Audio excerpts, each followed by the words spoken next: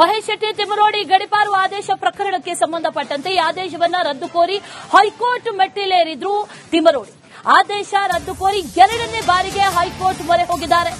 Stella Varghese ಹೊರಡಿಸಿರುವಂತಹ ಗಡಿಪಾರು ಆದೇಶ, ಈ ಆದೇಶವನ್ನ ರದ್ದು ಮಾಡಬೇಕು ಅಂತ ಕೋರಿ ಈಗ ಎರಡನೇ ಬಾರಿಗೆ ಕೋರ್ಟ್ ಮೆಟ್ಟಿಲೇರಿರೋದು ತಿಮರೋಡಿ.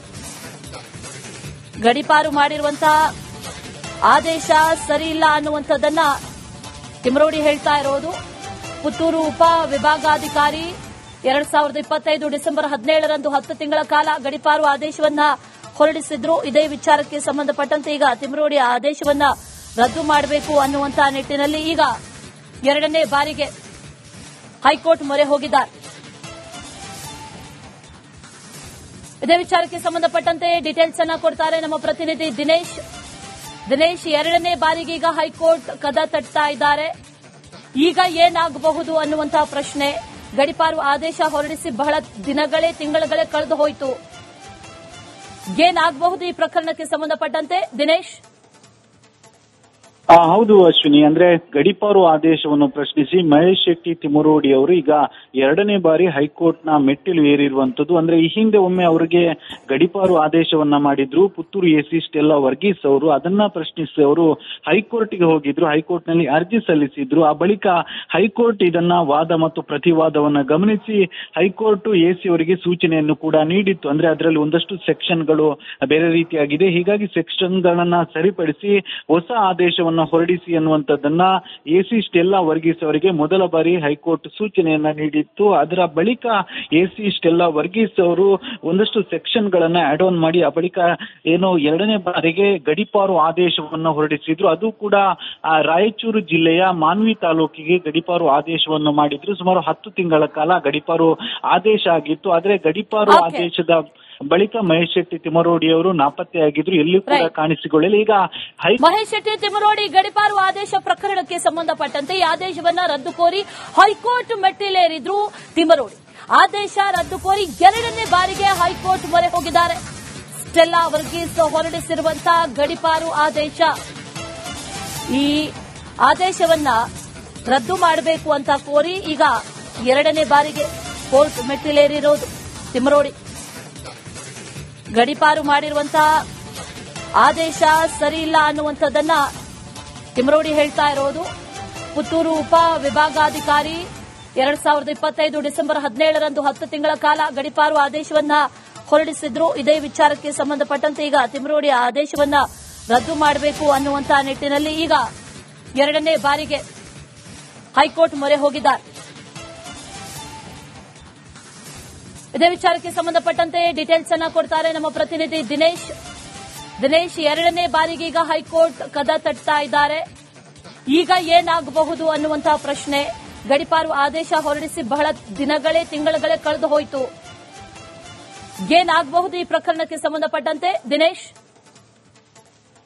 ಹೌದು ಅಶ್ವಿನಿ, ಅಂದ್ರೆ ಗಡಿಪಾರು ಆದೇಶವನ್ನು ಪ್ರಶ್ನಿಸಿ ಮಹೇಶ್ ಶೆಟ್ಟಿ ತಿಮರೋಡಿ ಅವರು ಈಗ ಎರಡನೇ ಬಾರಿ ಹೈಕೋರ್ಟ್ನ ಮೆಟ್ಟಿಲು ಏರಿರುವಂತದ್ದು. ಅಂದ್ರೆ ಈ ಹಿಂದೆ ಒಮ್ಮೆ ಅವರಿಗೆ ಗಡಿಪಾರು ಆದೇಶವನ್ನ ಮಾಡಿದ್ರು ಪುತ್ತೂರು ಎಸಿ ಸ್ಟೆಲ್ಲಾ ವರ್ಗೀಸ್ ಅವರು. ಅದನ್ನ ಪ್ರಶ್ನಿಸಿ ಅವರು ಹೈಕೋರ್ಟ್ಗೆ ಹೋಗಿದ್ರು, ಹೈಕೋರ್ಟ್ ನಲ್ಲಿ ಅರ್ಜಿ ಸಲ್ಲಿಸಿದ್ರು. ಆ ಬಳಿಕ ಹೈಕೋರ್ಟ್ ಇದನ್ನ ವಾದ ಮತ್ತು ಪ್ರತಿವಾದವನ್ನ ಗಮನಿಸಿ ಹೈಕೋರ್ಟ್ ಎಸಿ ಅವರಿಗೆ ಸೂಚನೆಯನ್ನು ಕೂಡ ನೀಡಿತ್ತು. ಅಂದ್ರೆ ಅದರಲ್ಲಿ ಒಂದಷ್ಟು ಸೆಕ್ಷನ್ಗಳು ಬೇರೆ ರೀತಿಯಾಗಿದೆ, ಹೀಗಾಗಿ ಸೆಕ್ಷನ್ಗಳನ್ನ ಸರಿಪಡಿಸಿ ಹೊಸ ಆದೇಶವನ್ನ ಹೊರಡಿಸಿ ಅನ್ನುವಂಥದ್ದನ್ನ ಎಸಿ ಸ್ಟೆಲ್ಲಾ ವರ್ಗೀಸ್ ಅವರಿಗೆ ಮೊದಲ ಬಾರಿ ಹೈಕೋರ್ಟ್ ಸೂಚನೆಯನ್ನ ನೀಡಿತ್ತು. ಅದರ ಬಳಿಕ ಎಸಿ ಸ್ಟೆಲ್ಲಾ ವರ್ಗೀಸ್ ಅವರು ಒಂದಷ್ಟು ಸೆಕ್ಷನ್ ಗಳನ್ನ ಆಡ್ ಆನ್ ಮಾಡಿ ಆ ಬಳಿಕ ಎರಡನೇ ಬಾರಿಗೆ ಗಡಿಪಾರು ಆದೇಶವನ್ನು ಹೊರಡಿಸಿದ್ರು. ಅದು ಕೂಡ ರಾಯಚೂರು ಜಿಲ್ಲೆಯ ಮಾನ್ವಿ ತಾಲೂಕಿಗೆ ಗಡಿಪಾರು ಆದೇಶವನ್ನು ಮಾಡಿದ್ರು. ಸುಮಾರು 10 ತಿಂಗಳ ಕಾಲ ಗಡಿಪಾರು ಆದೇಶ ಆಗಿತ್ತು. ಆದ್ರೆ ಗಡಿಪಾರು ಆದೇಶದ ಬಳಿಕ ಮಹೇಶ್ ಶೆಟ್ಟಿ ತಿಮರೋಡಿ ಅವರು ನಾಪತ್ತೆಯಾಗಿದ್ರು, ಎಲ್ಲಿ ಕೂಡ ಕಾಣಿಸಿಕೊಳ್ಳಲಿ. ಈಗ ಮಹೇಶ್ ಶೆಟ್ಟಿ ತಿಮರೋಡಿ ಗಡಿಪಾರು ಆದೇಶ ಪ್ರಕರಣಕ್ಕೆ ಸಂಬಂಧಪಟ್ಟಂತೆ ಈ ಆದೇಶವನ್ನ ರದ್ದು ಕೋರಿ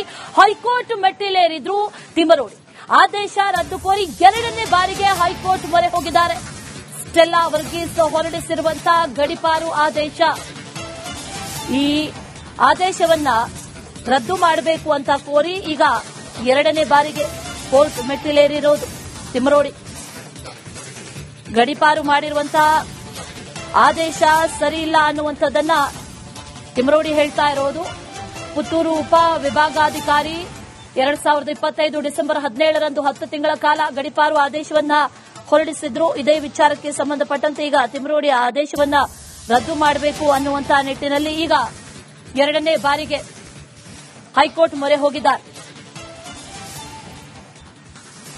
ಇದೇ ವಿಚಾರಕ್ಕೆ ಸಂಬಂಧಪಟ್ಟಂತೆ ಡೀಟೇಲ್ಸ್ ಅನ್ನ ಕೊಡ್ತಾರೆ ನಮ್ಮ ಪ್ರತಿನಿಧಿ ದಿನೇಶ್ ಎರಡನೇ ಬಾರಿಗೆ ಈಗ ಹೈಕೋರ್ಟ್ ಕದ ತಟ್ತಾ ಇದ್ದಾರೆ. ಈಗ ಏನಾಗಬಹುದು ಅನ್ನುವಂತಹ ಪ್ರಶ್ನೆ. ಗಡೀಪಾರು ಆದೇಶ ಹೊರಡಿಸಿ ಬಹಳ ತಿಂಗಳುಗಳೇ ಕಳೆದು ಹೋಯಿತು.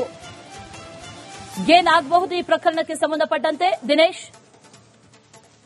ಹೌದು ಅಶ್ವಿನಿ, ಅಂದ್ರೆ ಗಡೀಪಾರು ಆದೇಶವನ್ನು ಪ್ರಶ್ನಿಸಿ ಮಹೇಶ್ ಶೆಟ್ಟಿ ತಿಮರೋಡಿ ಅವರು ಈಗ ಎರಡನೇ ಬಾರಿ ಹೈಕೋರ್ಟ್ನ ಮೆಟ್ಟಿಲು ಏರಿರುವಂತದ್ದು. ಅಂದ್ರೆ ಈ ಹಿಂದೆ ಒಮ್ಮೆ ಅವರಿಗೆ ಗಡೀಪಾರು ಆದೇಶವನ್ನ ಮಾಡಿದ್ರು ಪುತ್ತೂರು ಎಸಿ ಸ್ಟೆಲ್ಲಾ ವರ್ಗೀಸ್ ಅವರು. ಅದನ್ನ ಪ್ರಶ್ನಿಸಿ ಅವರು ಹೈಕೋರ್ಟ್ಗೆ ಹೋಗಿದ್ರು, ಹೈಕೋರ್ಟ್ನಲ್ಲಿ ಅರ್ಜಿ ಸಲ್ಲಿಸಿದ್ರು. ಆ ಬಳಿಕ ಹೈಕೋರ್ಟ್ ಇದನ್ನ ವಾದ ಮತ್ತು ಪ್ರತಿವಾದವನ್ನ ಗಮನಿಸಿ ಹೈಕೋರ್ಟ್ ಎಸಿ ಅವರಿಗೆ ಸೂಚನೆಯನ್ನು ಕೂಡ ನೀಡಿತ್ತು. ಅಂದ್ರೆ ಅದರಲ್ಲಿ ಒಂದಷ್ಟು ಸೆಕ್ಷನ್ಗಳು ಬೇರೆ ರೀತಿಯಾಗಿದೆ, ಹೀಗಾಗಿ ಸೆಕ್ಷನ್ಗಳನ್ನ ಸರಿಪಡಿಸಿ ಹೊಸ ಆದೇಶವನ್ನ ಹೊರಡಿಸಿ ಅನ್ನುವಂಥದ್ದನ್ನ ಎಸಿ ಸ್ಟೆಲ್ಲಾ ವರ್ಗೀಸ್ ಅವರಿಗೆ ಮೊದಲ ಬಾರಿ ಹೈಕೋರ್ಟ್ ಸೂಚನೆಯನ್ನ ನೀಡಿತ್ತು. ಅದರ ಬಳಿಕ ಎಸಿ ಸ್ಟೆಲ್ಲಾ ವರ್ಗೀಸ್ ಅವರು ಒಂದಷ್ಟು ಸೆಕ್ಷನ್ ಗಳನ್ನ ಆಡ್ ಆನ್ ಮಾಡಿ ಆ ಬಳಿಕ ಏನು ಎರಡನೇ ಬಾರಿಗೆ ಗಡೀಪಾರು ಆದೇಶವನ್ನ ಹೊರಡಿಸಿದ್ರು. ಅದು ಕೂಡ ರಾಯಚೂರು ಜಿಲ್ಲೆಯ ಮಾನ್ವಿ ತಾಲೂಕಿಗೆ ಗಡೀಪಾರು ಆದೇಶವನ್ನು ಮಾಡಿದ್ರು. ಸುಮಾರು 10 ತಿಂಗಳ ಕಾಲ ಗಡೀಪಾರು ಆದೇಶ ಆಗಿತ್ತು. ಆದ್ರೆ ಗಡೀಪಾರು ಆದೇಶದ ಬಳಿಕ ಮಹೇಶ್ ಶೆಟ್ಟಿ ತಿಮರೋಡಿ ಅವರು ನಾಪತ್ತೆಯಾಗಿದ್ರು, ಎಲ್ಲಿ ಕೂಡ ಕಾಣಿಸಿಕೊಳ್ಳಲಿಲ್ಲ. ಈಗ ಮಹೇಶ್ ಶೆಟ್ಟಿ ತಿಮರೋಡಿ ಗಡೀಪಾರು ಆದೇಶ ಪ್ರಕರಣಕ್ಕೆ ಸಂಬಂಧಪಟ್ಟಂತೆ ಈ ಆದೇಶವನ್ನ ರದ್ದು ಕೋರಿ ಹೈಕೋರ್ಟ್ ಮೆಟ್ಟಿಲೇರಿದ್ರು ತಿಮರೋಡಿ. ಆದೇಶ ರದ್ದು ಕೋರಿ ಎರಡನೇ ಬಾರಿಗೆ ಹೈಕೋರ್ಟ್ ಮೊರೆ ಹೋಗಿದ್ದಾರೆ. ಸ್ಟೆಲ್ಲಾ ವರ್ಗೀಸ್ ಹೊರಡಿಸಿರುವಂತಹ ಗಡೀಪಾರು ಆದೇಶ, ಈ ಆದೇಶವನ್ನ ರದ್ದು ಮಾಡಬೇಕು ಅಂತ ಕೋರಿ ಈಗ ಎರಡನೇ ಬಾರಿಗೆ ಕೋರ್ಟ್ ಮೆಟ್ಟಿಲೇರಿರೋದು ತಿಮರೋಡಿ. ಗಡೀಪಾರು ಮಾಡಿರುವಂತಹ ಆದೇಶ ಸರಿ ಇಲ್ಲ ಅನ್ನುವಂಥದ್ದನ್ನ ತಿಮರೋಡಿ ಹೇಳ್ತಾ ಇರೋದು. ಪುತ್ತೂರು ಉಪ ವಿಭಾಗಾಧಿಕಾರಿ 2025 ಡಿಸೆಂಬರ್ 17ರಂದು 10 ತಿಂಗಳ ಕಾಲ ಗಡೀಪಾರು ಆದೇಶವನ್ನ ಹೊರಡಿಸಿದ್ರು. ಇದೇ ವಿಚಾರಕ್ಕೆ ಸಂಬಂಧಪಟ್ಟಂತೆ ಈಗ ತಿಮರೋಡಿ ಆದೇಶವನ್ನ ರದ್ದು ಮಾಡಬೇಕು ಅನ್ನುವಂತಹ ನಿಟ್ಟಿನಲ್ಲಿ ಈಗ ಎರಡನೇ ಬಾರಿಗೆ ಹೈಕೋರ್ಟ್ ಮೊರೆ ಹೋಗಿದ್ದಾರೆ.